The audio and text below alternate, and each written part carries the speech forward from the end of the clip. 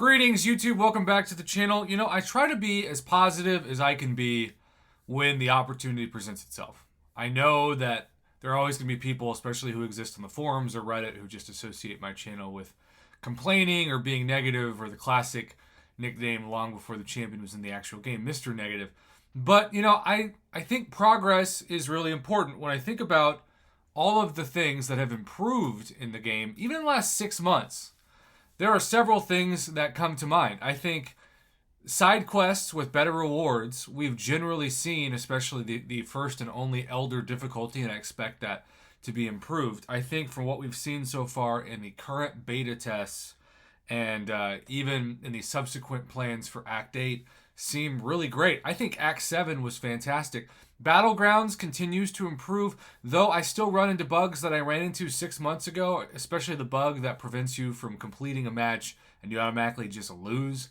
And yeah, that's frustrating. Speaking of Battlegrounds, it's also worth mentioning that several of you still contact me, though I haven't done a video on it in a while, of clearly being having terrible luck, I guess is the best way to put it, facing cheaters in Battlegrounds who beat your, say, rank 4 Hercules in 10 seconds.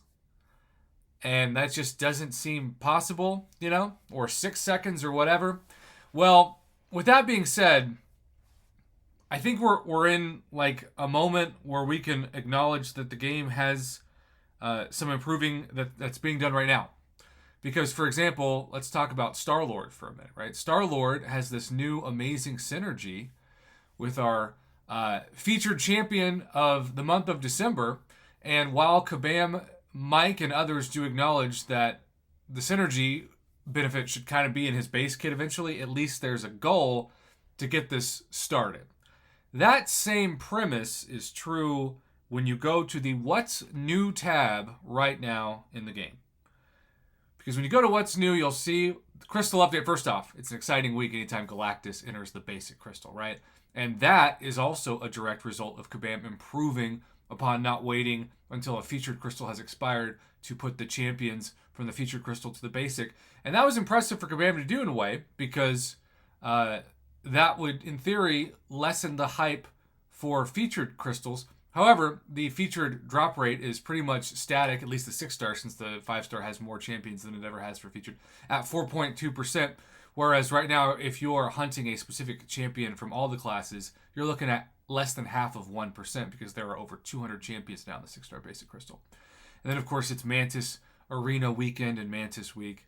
But when you move to the right and you see this crystal update, 3 and 4-star rarities of OG Vision have permanently been added to the base pool. This is a great start, but the key word is start.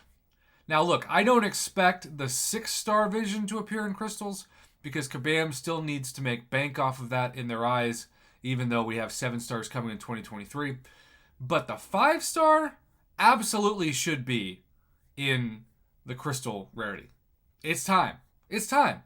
It's not going to break the game.